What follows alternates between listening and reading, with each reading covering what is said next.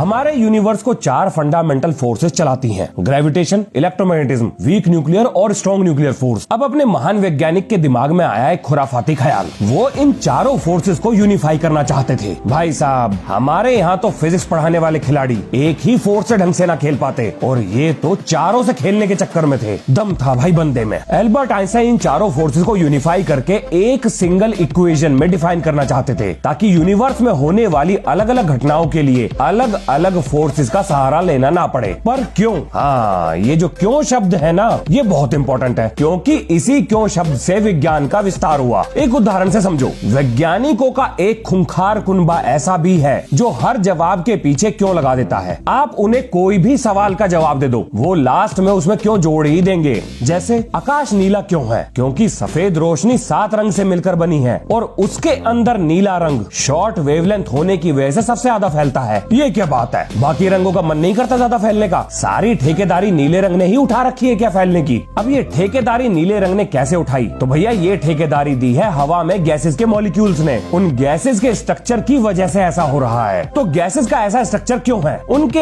Atoms के arrangement की वजह से। तो उनका अरेंजमेंट ऐसे ही क्यों हुआ? अब किसी एटम का अरेंजमेंट ऐसे वैसे क्यों होता है, इसके पीछे लगते हैं क्वांटम मैकेनिक्स के नियम, जो हमें इलेक्ट्रॉन, प्रोटॉन और न्यूट्रॉन की प्रॉपर्टीज के बारे में बताते हैं। और इसी तरह से धीरे धीरे बाल की खाल उतारते हुए विज्ञान आगे बढ़ता गया। लेकिन यहाँ पर एक बात ध्यान रखना, अब ज्यादा जोश में आके ये हरकत स्कूल में मत करना, क्योंकि अगर आपने उन खूंखार प्राणियों के सामने ये क्यों बाजी करने की कोशिश करी, मेरा इशारा समझ रहे हो ना किन की बात कर रहा हूँ? हाँ, वही जो रोज मिलते हैं स्कूल में। तो अगर उनके सामने ये क्यों बाजी करने की कोशिश करी, तो ऐसी गुद्दी लाल करेंगे कि क्यों, कहां, की, कूं सब निकल जाएगा। वैसे आजकल का फैशन तो मुझे नहीं पता है स्कूल में क्या चल रहा है, पर मेरे टाइम पे बहुत बढ़िया तरीके से धुनाई होती थी। और भैया इस मामले में हम गांधी जी को मानते थे। कोई एक क्यों पे अगर पीटे तो 10 क्यों और पूछो। वैसे अब जमाना बदल गया है, अगर किसी के स्कूल में अभी भी ऐसा होता है तो कमेंट में अपना दुख बांट सकता है। अब ये जो थ्योरी ऑफ एवरीथिंग है, ये इन्हीं सारे क्यों का जवाब दे सकती है। अब यहाँ पर आएगा आपके दिमाग में एक सवाल, जैसे एल्बर्ट आइंस्टाइन विज्ञान को डिफाइन करने के लिए गॉड इक्वेशन के पीछे लगे हुए थे, क्या ऐसी कोई इक्वेशन मैथ्स में भी है? क्यों भाई, मैथ्स वालों ने कुछ नहीं किया क्या? कुछ ना किया भाई साहब, मैथ्स वाले तो फिजिक्स वालों से भी ज्यादा खूंखार निकले। उन्होंने गॉड इक्वेशन बना भी दी, चला भी दी, प्रूव भी कर दी। देखो, मैथ्स के जो फंडामेंटल कांस्टेंट हैं, जैसे 0, 1, पाई, ई और आई, इन सबको मिलाकर दुनिया के सबसे बड़े मैथमेटिशियन लियोनार्ड यूलर ने इन सभी को एक साथ जोड़कर मैथ्स की गॉड इक्वेशन बना दी थी। और कमाल की बात यह है कि मैं बहुत साल से अपना सर खुजा रहा हूँ सिर्फ ये जानने के लिए कि आखिर ये गॉड इक्वेशन करती क्या है। और मैं अकेला नहीं हूँ, बहुत सारे महान वैज्ञानिक सिर्फ यही पता करने की कोशिश कर रहे हैं कि आखिर ये मैथ्स की गॉड इक्वेशन करती क्या है। इसका कोई प्रैक्टिकल यूज है ही नहीं,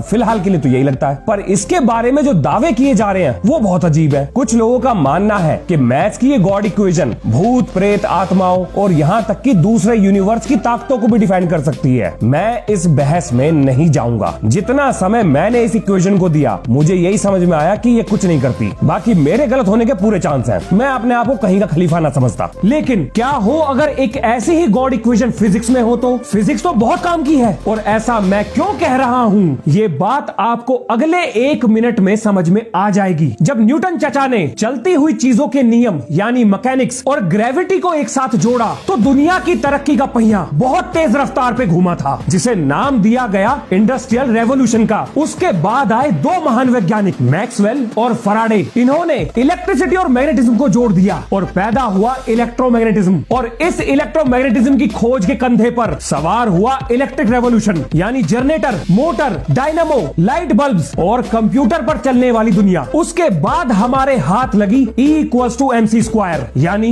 न्यूक्लियर पावर, और हमने बनाए धड़ाधड़ न्यूक्लियर पावर प्लांट। और अब हम न्यूक्लियर एनर्जी का इस्तेमाल फार्मा, एग्रीकल्चर से लेकर स्पेस तक ले जाने के बारे में काम कर रहे हैं। लेकिन मनुष्यों ने सब कुछ अच्छा ही किया, ऐसा भी नहीं था। हमने न्यूक्लियर एनर्जी का इस्तेमाल करके हथियार भी बनाए और बनाते ही चला भी दिए, यानी न्यूक्लियर फोर्स का हुआ जबरदस्त इस्तेमाल। अगर आप ध्यान दें तो जब भी किसी फोर्स का उदय हुआ या कोई 2 फोर्स एक साथ जुड़ी, तो उसने मानव इतिहास को बदल कर रख दिया। अब वैज्ञानिक इन्हीं सब फोर्सेस को इकट्ठा करके गॉड इक्वेशन बनाना चाहते हैं, यानी एक ऐसी सिंगल इक्वेशन जो फिजिक्स के हर फंडामेंटल कॉन्सेप्ट को डिफाइन कर सके। पर ये फिजिक्स के बेसिक कॉन्सेप्ट हैं क्या? देखो, फिजिक्स का हर बेसिक कॉन्सेप्ट डायरेक्टली या इनडायरेक्टली 2 ही थ्योरी से निकला है और वो दोनों थ्योरी हैं रिलेटिविटी और क्वांटम थ्योरी। और इन दोनों के बीच में बिल्कुल ना पड़ती 36 का आंकड़ा है इन दोनों के बीच में। एक बिल्कुल शांत और दूसरी बिल्कुल उद्दंड। उद्दंड बोले तो शैतान, एक नंबर का नलायक, छटा हुआ बदमाश।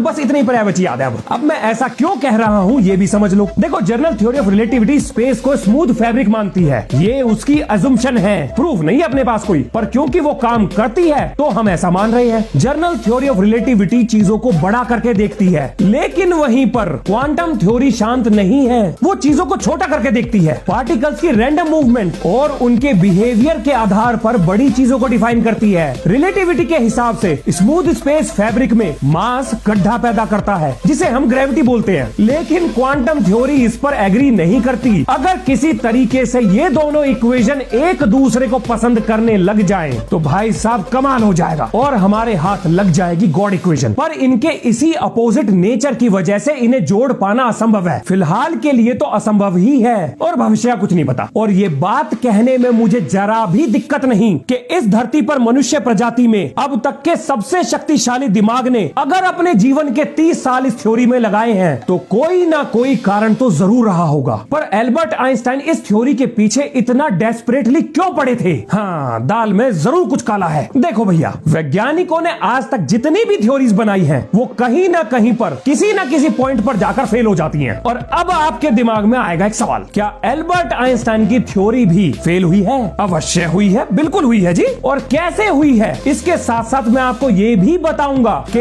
एक थ्योरी ऐसी भी है जो कभी फेल नहीं हुई है और जिसके आसार भी नहीं लग रहे हैं कि वो फेल होगी। और कमाल की बात देखो, वैज्ञानिक पूरी एड़ी चोटी का जोर लगा रहे हैं कि ये थ्योरी फेल हो जाए। पर भाई साहब, ऐसी जबरदस्त थ्योरी लगता ना है इतनी आसानी से फेल होगी। देखो, एल्बर्ट आइंस्टाइन के द्वारा बताई गई general theory of relativity black hole के अंदर काम नहीं करती। ये general theory of relativity big bang से पहले की चीजों को भी नहीं बताती और ये थ्योरी पार्टिकल्स के भूतिया भ्रमण को भी नहीं बताती। लेकिन एक थ्योरी है जो सब कुछ बता सकती है और इस पर जबरदस्त डिबेट चल रहा है। हालांकि ये मैथमेटिकली प्रूव नहीं हुई है और ये सिर्फ अजम्पशन है। बहुत सारे फिजिसिस्ट को ऐसा लगता है कि ये थ्योरी हमें बहुत सारे सवालों के जवाब दे सकती है। तो आखिर कौन सी है ये थ्योरी? ये है स्ट्रिंग थ्योरी। हाँ जी, बिल्कुल सही सुन रहे हो। ये इकलौती थ्योरी है जिसके सामने वैज्ञानिकों ने जो भी सवाल रखा, ये उसका जवाब देने में हमेशा कामयाब रही। तो आखिर क्या कहती है स्ट्रिंग थ्योरी? मैं एक बात यहाँ पर दोबारा ऐड कर दूं। स्ट्रिंग थ्योरी थ्योरेटिकल कॉन्सेप्ट है। मैथमेटिकली और एक्सपेरिमेंटली ये दोनों तरीके से अभी तक साबित नहीं हो पाई है। तो चलो अब देखते हैं स्ट्रिंग थ्योरी क्या कहती है। अगर आप दूर से एक इलेक्ट्रॉन को देखें तो वो क्या है? एक डॉट पार्टिकल। न्यूट्रिनो भी डॉट पार्टिकल है, क्वार्क भी डॉट पार्टिकल है। अब यहाँ पर स्ट्रिंग थ्योरी ये कहती है, अगर आप इलेक्ट्रॉन को जूम करें और उसके अंदर झांकें तो आपको रबर बैंड जैसा स्ट्रक्चर दिखाई देगा जो कि लगातार वाइब्रेट कर रहा होगा, जैसे गिटार के स्ट्रिंग करते हैं। इस पूरे ब्रह्मांड में इनफाइनाइट नंबर ऑफ वाइब्रेशन हो सकते हैं, जिनमें से कुछ वाइब्रेशन हर एक सब एटॉमिक पार्टिकल को डिफाइन कर सकते हैं। मेरी बात पे ध्यान दो, मैं ये नहीं कह रहा हूँ कि ब्रह्मांड में इनफाइनाइट तरह के पार्टिकल्स हैं, वो तो वैसे वैसे बढ़ेंगे जैसे जैसे उनकी खोज होगी। पर मैं जो बोल रहा हूँ उसका मतलब ये है कि स्ट्रिंग थ्योरी के हिसाब से हर सब एटॉमिक पार्टिकल का अपना अलग वाइब्रेशन है और जब भी दो पार्टिकल का वाइब्रेशन सेम होगा तो वो एक दूसरे में परिवर्तित हो जाएंगे। स्ट्रिंग थ्योरी के अलावा कोई भी थ्योरी ये नहीं बता सकती कि एक इलेक्ट्रॉन न्यूट्रिनो में कैसे बदलता है। और यहाँ मैं स्पॉन्टेनियस कन्वर्जन की बात नहीं कर रहा हूँ, यहाँ बात चल रही है बीटा डीके की। स्ट्रिंग थ्योरी के हिसाब से जैसे ही इलेक्ट्रॉन के हार्ट में मौजूद फ्रीक्वेंसी न्यूट्रिनो की फ्रीक्वेंसी से मैच करेगी, तुरंत बीटा डीके हो जाएगा और इलेक्ट्रॉन न्यूट्रिनो में बदल जाएगा। अब असलियत में तो ऐसा ही होता है, लेकिन इलेक्ट्रॉन के हार्ट में क्योंकि हम नहीं झांक सकते तो इस चीज को एक्सपेरिमेंटली वेरीफाई नहीं किया जा सकता। स्ट्रिंग थ्योरी जवाब तो देती है लेकिन उन जवाबों का प्रूफ नहीं देती। और ये सिर्फ यही नहीं, हर एक सवाल का जवाब देती है। रिलेटिविटी के बाद ये अब तक की सबसे पावरफुल थ्योरी है। कमाल की बात यह है कि वैज्ञानिक इसे गलत साबित करने की पूरी कोशिश कर रहे हैं, लेकिन कोई गलत साबित कर ही नहीं पाया। और वेरिफिकेशन भूल जाओ, वो तो अभी तक हुआ ही नहीं है। स्ट्रिंग थ्योरी मैथमेटिकली बहुत सोफिस्टिकेटेड इक्वेशन से बनाई गई है। अगर आप स्ट्रिंग थ्योरी के ऊपर कोई भी किताब पढ़ेंगे तो पूरी बुक पढ़ने के बाद उसका पूरा क्रक्स यही निकल के आएगा कि हर सब एटॉमिक पार्टिकल को हम एक वाइब्रेशन से डिफाइन कर सकते हैं। इससे ज्यादा स्ट्रिंग थ्योरी कुछ भी नहीं है। पर अगर ये सारे सवालों का जवाब दे रही है तो वेट, इसका मतलब ये तो नहीं, क्या यही वो वो थ्योरी है जो time machine, worm hole, time before big bang, parallel universe, multiverse, black hole और सभी फंडामेंटल लॉज ऑफ यूनिवर्स को एक साथ चला सकती है। क्या यही था एल्बर्ट आइंस्टाइन का सपना? मुश्किलों से भागना आसान होता है, जीवन हर पल एक इम्तिहान होता है। डरने वालों को मिलता नहीं कुछ और लड़ने वालों के कदमों में जहान होता है। मिलते हैं नेक्स्ट वीडियो में। जय हिंद, जय भारत।